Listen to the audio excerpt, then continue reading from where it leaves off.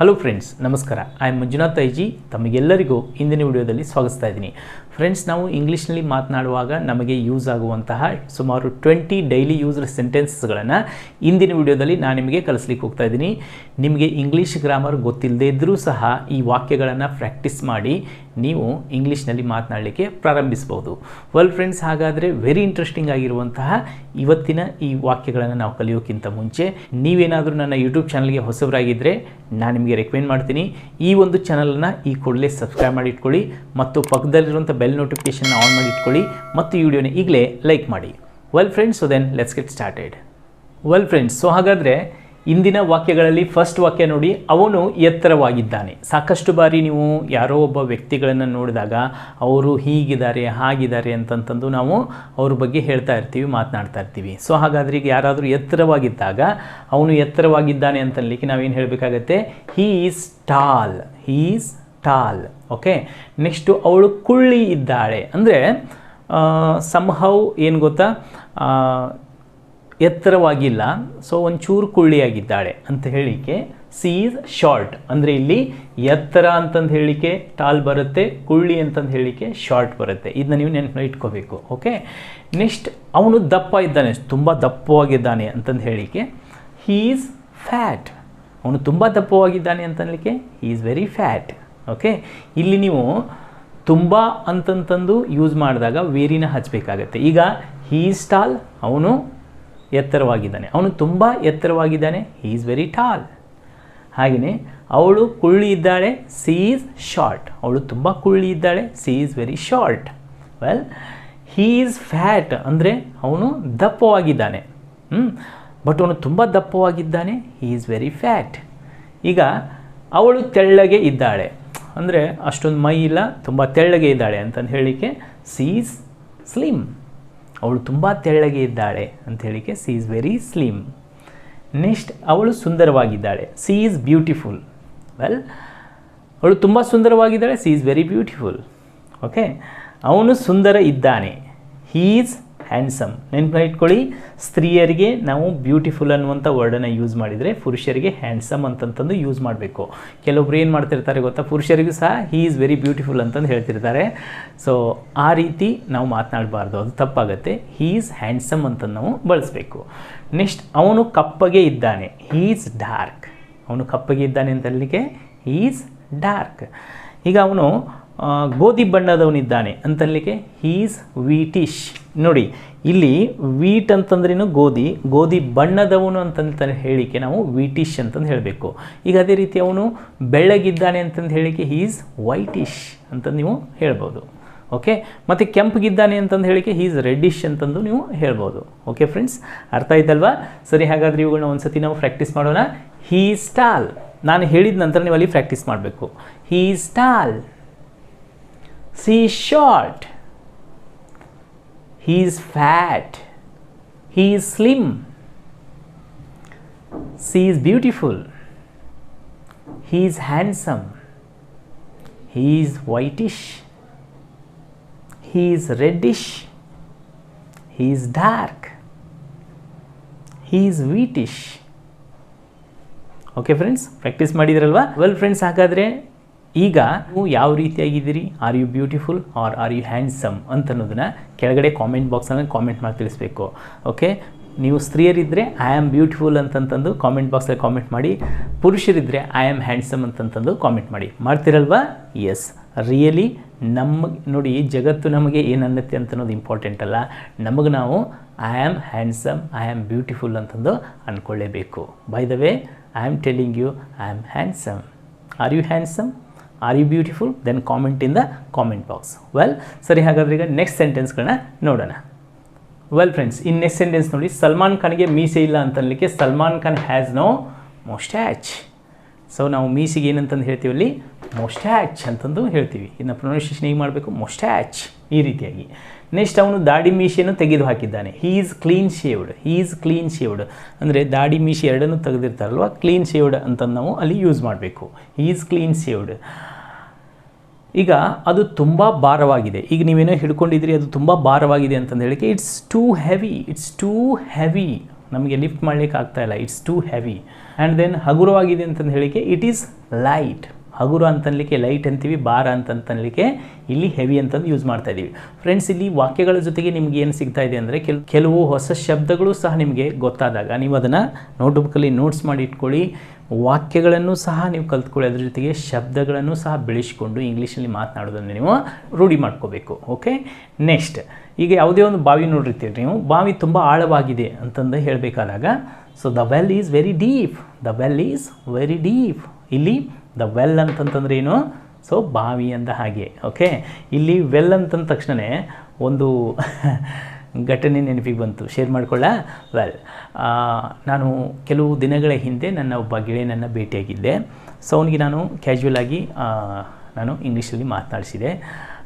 Hello my dear friend, how are you ಅಂತ ನಾನು ಕೇಳಿದೆ. ಸೊ ಹೌ ಆರ್ ಯು ಅಂತಂದ್ರೆ ಏನು ಹೇಳಬೇಕು? ಐ ಆಮ್ ಫೈನ್ ಹೇಳ್ಬೋದು, ಅಥವಾ I am good, I am excellent, I am top of the world, I am super. So ಈ ರೀತಿಯಾಗಿ ಐ ಆಮ್ ಔಸಮ್ ಅಂತಂದು ಹೇಳ್ಬೋದು. ಬಟ್ ಅವನೇನು ಹೇಳಿದ ಅಂತಂದರೆ ಐ ಆಮ್ ಇನ್ ವೆಲ್ ಅಂತಂದು ಹೇಳಿದ. ಆ್ಯಕ್ಚುಲಿ ಅವನ ಇಂಟೆನ್ಷನ್ ಏನಿತ್ತಂತಂದು ನಾನು ಚೆನ್ನಾಗಿದ್ದೀನಿ ಅಂತಂತನ್ಲಿಕ್ಕೆ ಐ ಆಮ್ ವೆಲ್ ಅಂತಂದು ನಾವು ಅಂತೀವಿ. ವೆಲ್ ಅಂತಂದರೆ ಚೆನ್ನಾಗಿರೋದು, ಹೌದಾ?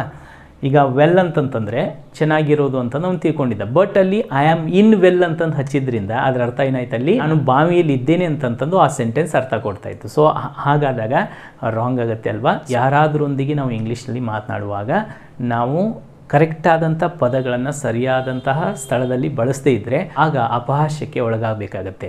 ಸೊ ಆದ್ದರಿಂದ ಕರೆಕ್ಟಾದಂಥ ಪದಗಳನ್ನು ಸರಿಯಾದಂಥ ಸಮಯದಲ್ಲಿ ಸರಿಯಾದ ಜಾಗದಲ್ಲಿ ಉಪಯೋಗಿಸಬೇಕಾಗಿದ್ದು ತುಂಬ ಇಂಪಾರ್ಟೆಂಟ್. ಸೊ ಆದ್ದರಿಂದ ನೀವು ಇವುಗಳನ್ನು ಕರೆಕ್ಟಾಗಿ ನೀವು ಏನು ಮಾಡಬೇಕು? ಪ್ರಾಕ್ಟೀಸ್ ಮಾಡಬೇಕು. Okay, S. ನೆಕ್ಸ್ಟ್, ಏನಾಯಿತು? ಈಗ ಯಾರು ನೀವು ಕೇಳ್ತಾ ಇರ್ತೀರಿ, ಹಾಂ ಏನಾಯಿತು ಅಂತಂತಂದು. ಏನಾಯಿತು ಅಂತಂದು ಕೇಳಲಿಕ್ಕೆ ವಾಟ್ ಹ್ಯಾಪನ್ಡ್ ಈ ರೀತಿಯಾಗಿ ನೀವು ಯೂಸ್ ಮಾಡ್ಬೋದು. ನೆಕ್ಸ್ಟ್, ಈಗ ಬೇರೆಯವ್ರಿಗೆ ನೀವು ಹೇಳ್ತಾ ಇರ್ತೀರಿ, ಬಹಳ ಮಿಸ್ಟೇಕ್ಸ್ಗಳನ್ನ ಮಾಡ್ತಾ ಇರ್ತಾರೆ, ಮೂರ್ಖನ ಹಾಗೆ ಇರಬೇಡ, ಒಂಚೂರು ಜಾನ ಆಗಲಿಕ್ಕೆ ಪ್ರಯತ್ನ ಪಡು, don't be silly, try to become wise. ಈ ರೀತಿಯಾಗಿ ನೀವು ವಾಕ್ಯಗಳನ್ನ ಮಾತಾಡ್ಬೋದು. ವೆಲ್ ಫ್ರೆಂಡ್ಸ್, ಸರಿ, ಹಾಗಾದರೆ ಇವುಗಳನ್ನ ಒಂದ್ಸತಿ ಪ್ರಾಕ್ಟೀಸ್ ಮಾಡೋಣ. Okay, come on say with me. Salman Khan has no moustache. Okay, he is clean shaved. Salman Khan ಯಾವಾಗಲೂ ಕ್ಲೀನ್ ಶೇವ್ಡ್ ಇರ್ತಾನಲ್ವಾ? Okay, he is clean shaved. Well, next, it's too heavy, it's too heavy, it's light. ಇಲ್ಲಿ light ಅಂತಂದ ತಕ್ಷಣವೇ light ಎರಡು meaning ಇದೆ. ಒಂದು ದೀಪ ಅಂತಂತನ್ಲಿಕ್ಕೂ ನಾವು light ಅಂತಂದು ಹೇಳ್ತೀವಿ, ಮನೇಲಿರುವಂಥ ಲೈಟ್ ಆನ್ ಮಾಡು, ಲೈಟ್ ಆಫ್ ಮಾಡು ಅಂತನ್ಲಿಕ್ಕೆ switch off the light, switch on the light ಅಂತ ನಾವು ಅಲ್ಲಿ ಕಲ್ತಿದ್ದೀವಿ. ಈಗ ಇಲ್ಲಿ ಈ ಲೈಟ್ ಅಂತಂತಂದರೆ ಹಗುರವಾಗಿರೋದಕ್ಕೆ ನಾವು ಲೈಟ್ ಅಂತಂದು ಹೇಳ್ತೀವಿ. Well, next, the well is very deep. Come on, practice with me. The well is very deep.